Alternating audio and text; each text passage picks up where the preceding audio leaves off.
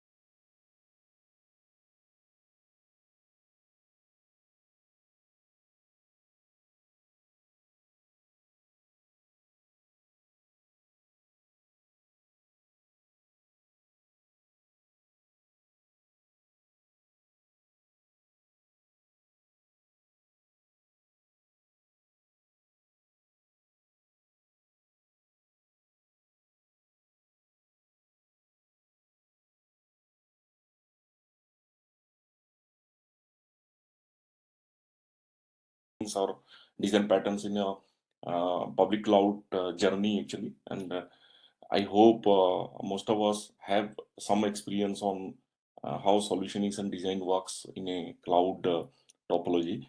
So I will try to cover, it's a huge topic actually, but I will try to cover at least the basic things that we as a architects, or we as a designers, we should at least take care of the things that is required while you design a cloud solution. So maybe I'll share the screen, share my screen first.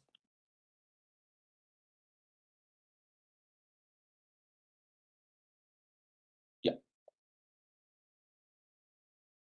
I hope it is visible to everyone. Yes, yes, Yeah, perfect. yeah, thanks. Okay, so before we start about the things, and just for a again for introduction, like I'll be trying to covering most of the things on the application design. Okay, application design on top of cloud actually. So I am not covering more on the platform design, but I will try to cover the application part within the cloud. So just to give you a context. So let's start with why it is required, the design patterns and a correct design within a cloud platform, and what is its importance is first of all, why we use public cloud, or why do we do public cloud transformation. It is because to reduce the total cost of ownership, to get a better return of investment, to make it more autonomy in terms of DevOps adoptions, to have a less infra management, and the infra management part we should ship to the public cloud vendors, and that gives you enterprise level benefit in terms of cloud adoptions basically, and that is the basic reason where the organization are shifting to adopt public cloud transformations. And when you do a public cloud transformation, the first and foremost thing is there are certain things that you have to redefine yourselves, or to re-architect yourself. And what are those? Those are platform architecture, application architecture, integration architecture, data architecture, and security architecture. So these are different pillars within the public cloud landscape, where you have to redefine those landscape when you are trying to adopt a public cloud transformation journey. Okay, so that is where we should focus. But even then, there are things where you can do a lift and shift, simple lift and shift as well, where you do, let's say you have a urgency to do a transformation, and you have no time to redesign your every landscape. So there you can also adopt a lift and shift. But frankly speaking, lift and shift may not give you a proper return of investment or proper cost of ownership. So that is where all the transformation, re-engineering, or modernizations of your workload, or re-engineering of workload comes into picture. Okay, so now again, coming to public cloud, there are three ways you can redefine your design. Is more by adopting EAS, PaaS, and SaaS topology. And the most used topologies are PaaS, platform as a services. And if you go to any cloud vendor like AWS or Azure or any other cloud vendor, then the PaaS topology especially, those are mainly running on the public cloud vendor data center. Those are also based on different way of accommodating different kind of application design patterns basically. So it is always aligned with the application design pattern. Okay, so I will try to explain in the subsequent slide. Yeah. So before we go into different kind of design patterns, let's a little bit discuss on the context and what is a design pattern. So in a high level, a design pattern always deals with a common problem across the platforms. Okay, so if you are a user organizations and you have hundreds of applications running, hundreds of integration point you have, then these are then design pattern always deals with a common problem across your horizon actually. Okay, and you can think of design pattern as a reusable solution. Okay, so reusable solution that is tightly fit into different problems within your organization, and that will try to solve that common problem. So that is the design pattern, and it is also a reusable solution that can be solve your common problem. So that is how you can think of. Okay, now cloud services are now designed to develop using various design pattern underneath. So that is what I already mentioned, that the way cloud vendors are designed their services also very aligned with different design pattern. We can discuss in the subsequent sections. And services are designed to cater or solve the design issues basically. So that is how you can see a design pattern. Okay. Okay. Now, why do you need a pattern in your solution? Very simple things like, why do you need cloud? That is the answer also. So to make the solution more cloud native. Okay, so that is where I explained, like you have to re-engineer, refactor, or modernize your application to make the solution decouple. So you are transforming your monolithic applications into decoupled applications. Okay, and that will give you more agility within your context, and it also helps you to bring the speed of the development. Okay, that how that happens, I will explain you. And also it gives you system fault tolerant. Okay, align to the highly available solutions basically, and it will also add how your applications will be more performant. Okay, within the cloud boundary. Reusability I have already explained. So these are the benefits of using a pattern, and this is why we should use a design pattern basically. Okay, Now, before we can start anything else, we have to understand what is a microservice. Okay, so this is the core principles of thinking and applications that runs in a cloud platform. So that is why it is very important to understand what is a microservice architecture. Okay, so a microservice architecture is enhance the speed of development. So, for example, you just think of a supply chain management or a retail supply chain management. Okay, so what happens in a retail supply chain? There are different kind of activity involved. Okay, for example, you order something.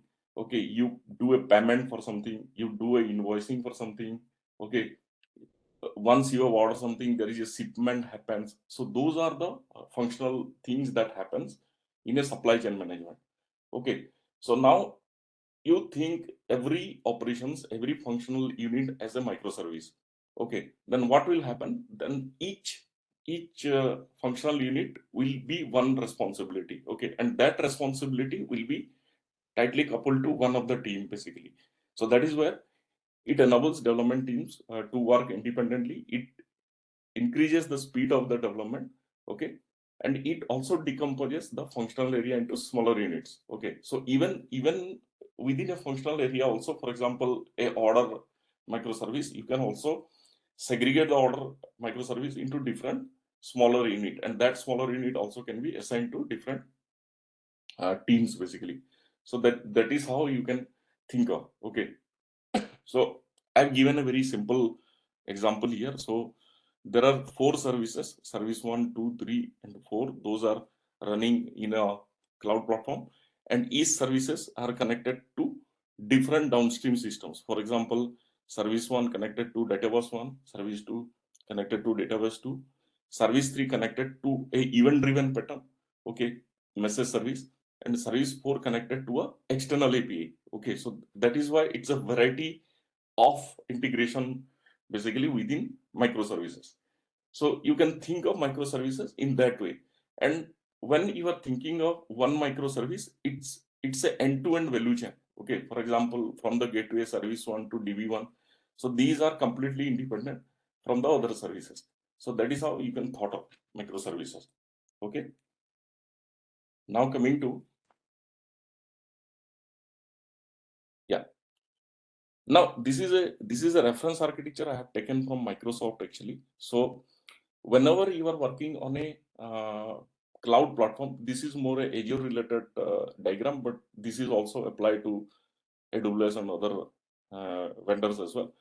So whenever you are working in a microservices value chain within a cloud platform, you will always come across this kind of a topology. Okay, so for example, there is a consumer that is accessing to a microservice in the backend, and that microservice again in turns connect to maybe a remote service, or could be an external API, or can be a legacy system. Those are a chain basically. But while traversing from consumer to access to the backend service, which is the microservice, you can have these many patterns. Okay, we'll discuss one by one everything. So you can cross through gateway offloading, gateway routing, gateway aggregations, backend for front end, anti-corruption layer, sidecar pattern, ambassador pattern, all those things that comes across a end-to-end value chain flow basically. So basically, let's say you are creating your order systems. Okay, so that could be a microservice, order microservice, and that order microservice can have different others: shipping microservice, invoicing microservice, those kind of in a supply chain, and those all microservices will be deployed in a cloud environment, and they will be complement with this kind of design pattern across their ecosystems. Okay, so that is how you can think of. Okay, now a little bit background of all the design patterns one by one I will do. So here a simple informations about those design patterns are like Strangler. What it does, when you are actually modernizing your applications, you still have to support your legacy application. Then Strangler is a kind of routing techniques where you still use your legacy, but you start diverting your traffic to your new way of working also. So that is where it comes into picture. Gateway offloading is more about when you are you want SSL terminations. Let's say you are working in a web application kind of a scenario where your consumers are, internal or external web consumers. They are connecting to your microservice. Then you need a SSL offloading or kind of a mutual authentication that comes gateway offloading. Gateway routing is more about, let's say you have a lot of services running as a microservices, then you can doing a routing techniques here. Okay, so likewise you can think of. Okay, now if we break down this whole architecture, then what I have defined all design patterns one by one as an example. So while going through, there will be also situations where you can see there are few similarities. Okay, so few similarities in the sense, if you see sidecar and ambassador, these are kind of a similar kind of design pattern, but if you go deeper into it, then you will find that why sidecar and why ambassador. Sidecar can also be a type of ambassador, so that may come into picture. I will explain you. So let's deep dive into it. Okay, so this is ambassador pattern. So whenever you are designing or thinking of any design patterns or any solutions, then you think that there are two services in the picture. Okay, service one and service two. Okay, so service one can be one microservice or any kind of a smaller service which is connecting to another service.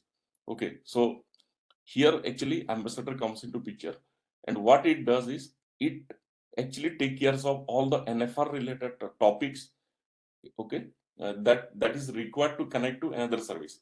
So for example, this routing, security, monitoring, all these things that you can also include in service one. Okay, but by doing that, what happens is the NFR things are gets coupled into the functional service. So just to isolate the functional and non-functional things, we use a proxy pattern basically. Okay, and that proxy will handle all your NFR related topics. Okay, so that is how it works. So it decouples network responsibility from functional service. It decouples security related responsibility. It decouples scale and health checks. Implement as a proxy service. And normally if you are working in a modern scenario or modern technology within public clouds, then you will always find this as a sidecar pattern. Okay, so that is why it is very interrelated, ambassador and sidecar pattern. Okay, so if you're quite familiar with the Kubernetes service, then when you run a Kubernetes container for your application within a pod, actually there are also other sidecar container that you can have to do this kind of NFR functionalities. Okay, for example, let's say there are application pods running in a orchestration platform, then you can have a twist lock kind of a container that can do the security runtime security scan for those applications. Okay, so that is also one example. Okay, so that is how you can think of. Okay, now what is a anti-corruption layer? So these all you have already seen in the reference architecture. Okay, so what is an anti-corruption layer? So whenever you are working in two different heterogeneous systems, then there are services they want to connect to another services from a system to another system for a specific purpose. Okay, so that is where anti-corruption comes into picture. And what anti-corruption layer does, it is a facet that will do the data transformation or the semantic transformations. Okay, so that is what it does, anti-corruption layer. Okay, so it is a concept of domain driven design, and it implements a facet layer between two systems basically. So what it does, the system one requirement can be translated in that facet so that the system two will easily adapt that. Okay, so that is what it does. Okay, what is backend for frontend? So backend for frontends, it creates a consumer specific or channel specific services for you. For example, let's say there is a service that is dealing with two different channels. For example, mobile channel and your portal or laptop, you are accessing that services. So many a times the requirement of mobile is totally different than the laptop requirement. Okay, so in that case, you just isolate your backend services to deal with this channels requirement, okay, or the interface requirement. So that is where this BFF come into picture, and this is mean to, you know, latch each client type to connect to the downstream services differently. So that is what it does. Okay, so it just creates a user experience delegation layer between your consumer and the backend services. Okay, so this is backend for front ends. Now, what is a bulkhead design pattern? So, for example, you have created a service. Okay, you have created a service, order service. For example, order service is a microservice that can be consumed by different client. So, different client in the sense there could be a group of consumer which is, which is, you can say that they are in a different channel, or there are different group of consumers working from a different channels, and both of them are consuming a order service. So if you see order service microservice as a as a holistic purpose, then you can see that the order services is also having an ecosystem. What is an ecosystem? That service can have a connection pool to connect to the legacy system. That connection, that microservice can be doing some IO operations. So that microservice can have their own uh, you know own set of resources attached to that. So what happens, let's say there is a situation where all the consumers are coming to that service and they are accessing it, so it may go out of resources as well, so it may choke. Okay, so this bulkhead, what it enables, it create a partitions. Okay, so what is a partitions? It means, let's say the order service is now having 3 instances. So order service 1, order service 2, order service 3. So what it means, every instance of that service have a different set of ecosystems. Okay, so what will happen, let's say the service 1 is impacted due to something, then the service 2, the same order service, will not be impacted for other consumer. So in a way you are creating a partition, and partition means with microservice with the set of the ecosystems. Okay, so all the resources that is getting used within the environment or within the cloud environment, you can say. So that is where bulkhead comes into picture. Okay, what is gateway aggregations? Gateway aggregations is more like a composite pattern, you can say. So what happens is, let's say there is a requirement where you have to connect to 3 services underneath. Okay, so three services when you are connecting. What is the disadvantage of this kind of an architecture? Let's say you do not have an aggregator, then what will happen? The consumer will first connect to service 1, get a response. Based on that response, it will connect to service 2, then again get a response, then it will go to service 3, get a response. Then it's giving a 3 round trip, okay, to the servers. So that adds a lot of latencies, and eventually your performance will be down actually. So that is where this aggregator comes into picture. So what it does, it takes the consumer request, okay, and it start connecting to the service at one go actually from there, and then it respond back to the consumer with the composite information. So that is where this comes into picture. So that is why, to minimize multiple round trips between consumer providers, to minimize the latency and enhance the response time. So that is where it use actually gateway aggregations. Okay. Now, if you try to, try to map it into cloud services, there are a lot of PaaS services where you can easily, use those services to have this in your application architecture. Okay. Okay, so now the part 2 of this design pattern is, it's more a deep dive application architecture related application, is case aside. Okay, so what it does, it always use when you want a heavy read kind of operations. Okay, let's say millions of read records are there in a database, and you want to use is frequently. So in that kind of a scenario or a situation, you don't need to go to the database every time you want to read something. Rather, you go to the case. Okay, so case is nothing but another resource that will take care of all your extracted data into a in-memory type of an architecture, okay, and it gets stored as a key value pair. Okay, so there are two way you can have this. One is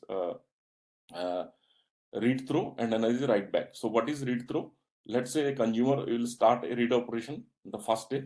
So first it will go to case, and if that one is not there, for example, then it will go to the database, get the information, store into the case, and return to the application. So next time when the application will ask for the same information, it will get it from the case. So that is the read through. What is a write back? Write back will not check in the case. So it is applies more on a lazy loading scenario. So the first time when the application is asking for something, it will first go to the data store, fetch it, store it in the case, and then it returns to the consumer, and from the next time it will get it. That is one scenario. Another scenario is, let's say there is some write operations are happening, or there is a data change happening in the data store, then it gets written into the case, okay, and accordingly it gets reflected. So that is where this is used. So application that heavily rely on data store improve the performance of read heavy operation and comes along with a on-demand strategy for performance optimization. So this is casing basically.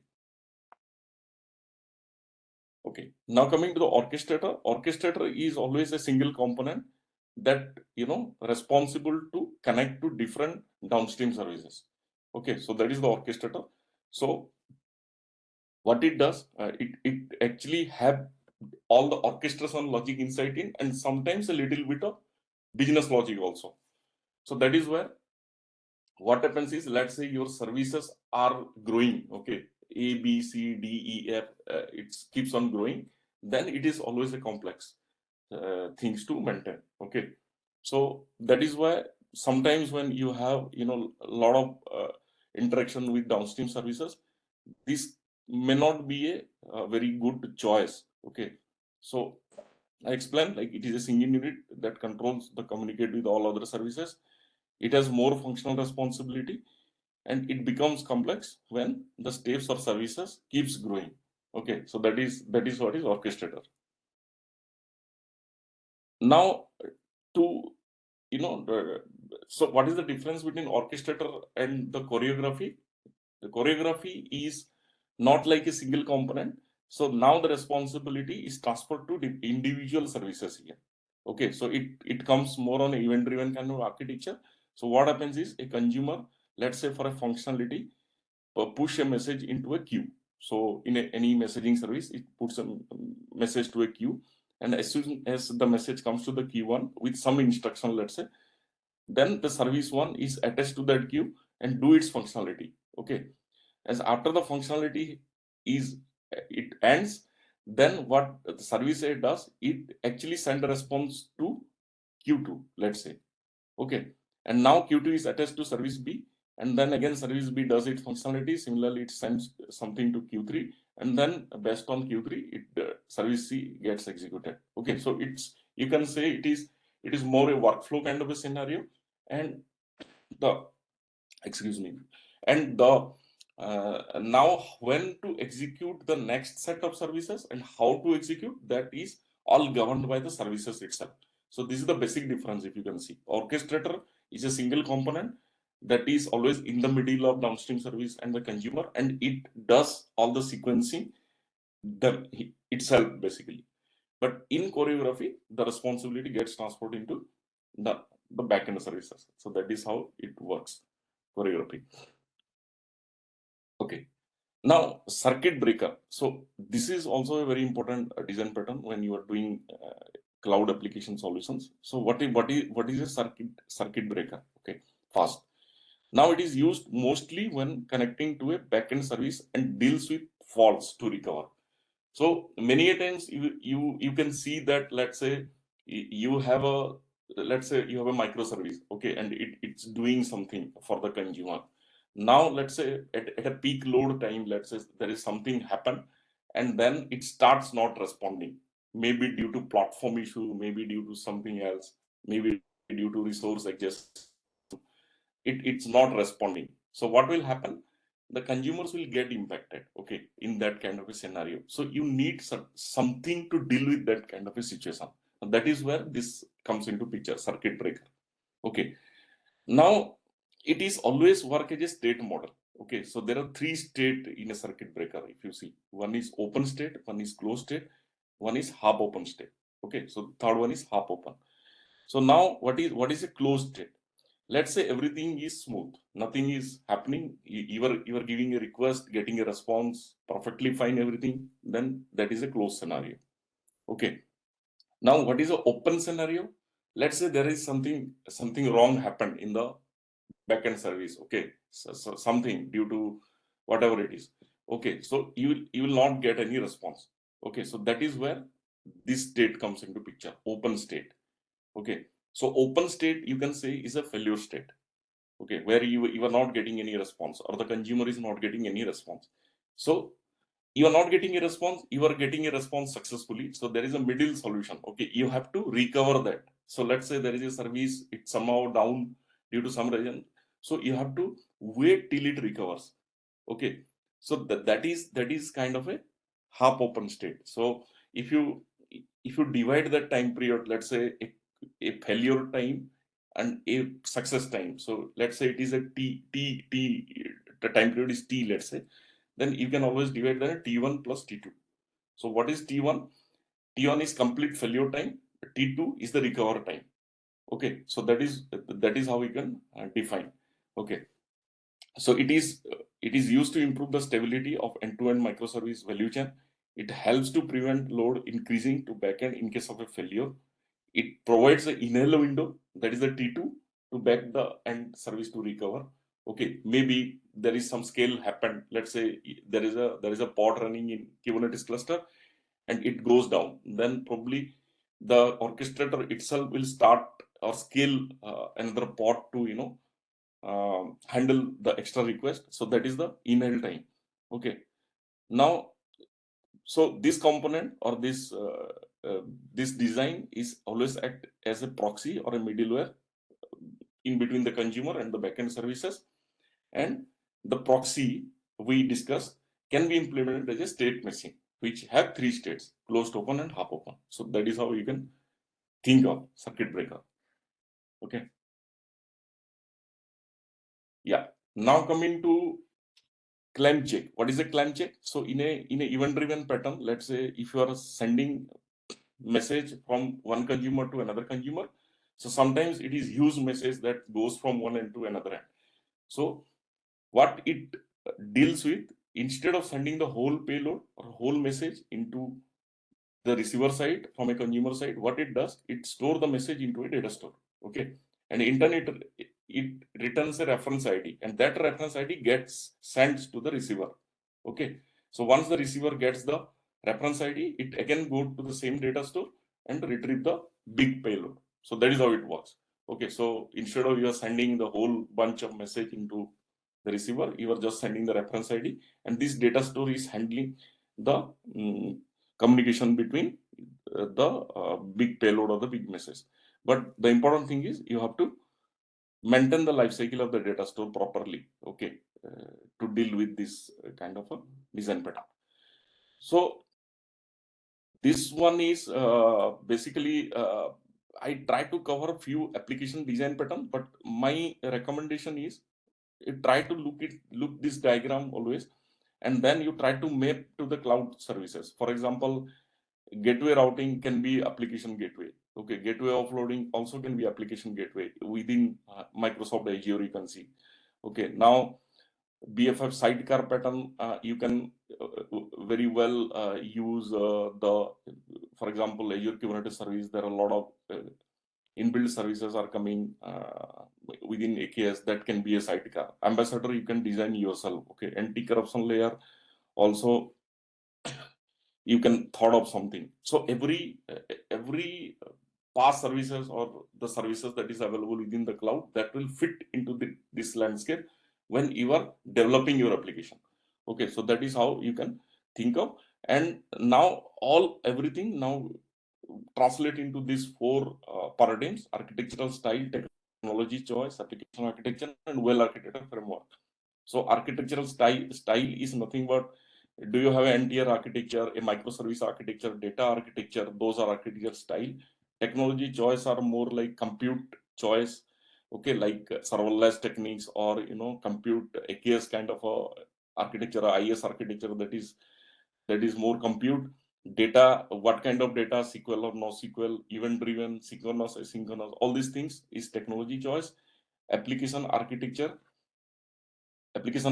is more about what we all discussed, like design patterns, solutions, principles. Those are architecture. And world architecture framework is nothing but operational performance, security optimizations, then your cost optimizations, reliability, high availability, all these things comes into picture. So if you start thinking of this, then all boils down into these 4 paradigms. Okay.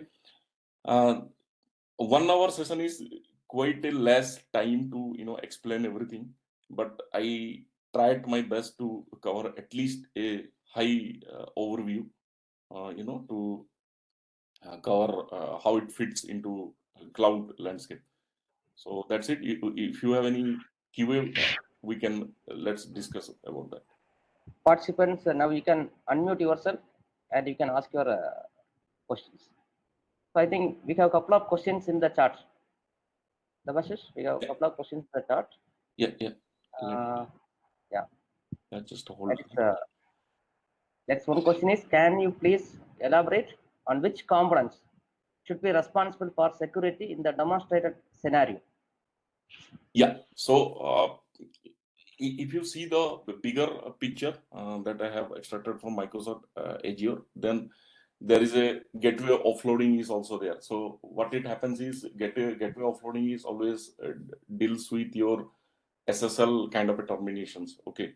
So if you try to map it into cloud solution, I'm just giving one example. There can be multiple examples because of time constraint. So if you try to map it into Microsoft Azure, then application gateway deals with this kind of a certificate offloading techniques. So that is where, let's say, consumer is coming to application gateway, it comes with a encrypted way to deal application gateway with a certificate attached to its request. So you can deal with that in application gateway as well. So that is one example. There can be other example. You can write different other proxy where you can do those kind of security check as well within cloud and within your application as well. Yeah, one more question. Is bulkhead pattern expensive compared to another pattern where one microservice can be used across channels? One microservice can be used across one microservice can be used across channels. Yeah, that can be. I mean, it is a trade-off, but not. I'm not thinking from a bulkhead. Bulkhead responsibility is a little bit.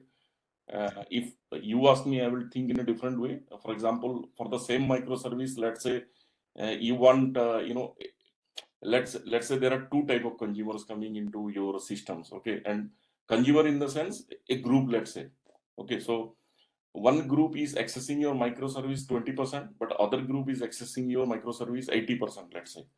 Okay, so in that case, you have to do a partitions there. So 20% should not be impacted due to this 80% because of something happens wrong actually. That 80% can be 120% also at one point of time. So that cannot impact the other one. So that is where you have to isolate or the partitions the same context or same end-to-end value chain into 2 different instances. So that is where bulkhead comes into picture actually. Yeah, participants, you can unmute yourself. Yeah. And you can ask your questions.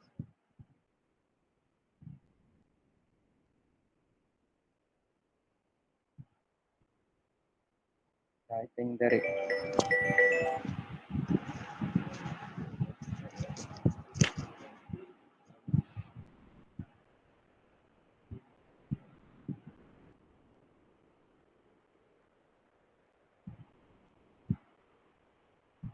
Yeah, I think we have no questions.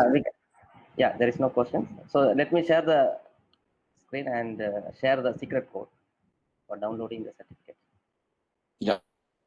Thank you all to attend this session. Yeah.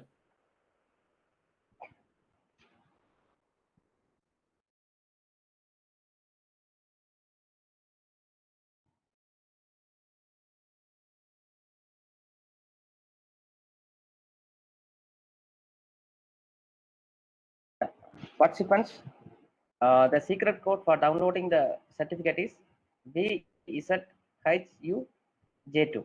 I will repeat again, VZHUJ2.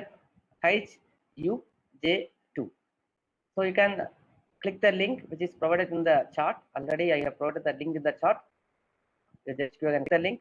You can register by providing the username, your name and the email ID, and you can download the certificate by clicking the link claim certificate in the dashboard. You will be taken to the private dashboard, and in the private dashboard you can find the link claim certificates. So using that link you can claim the certificate by providing your name, email ID and the secret code. So that's all from the certificate desk. I hope you may enjoy the session.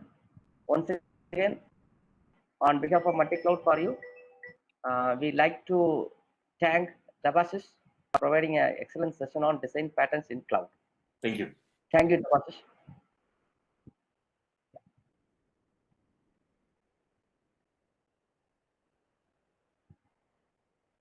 Yeah, participants, you can download the certificate. And again, I am going to share. I will share the link and the speaker code.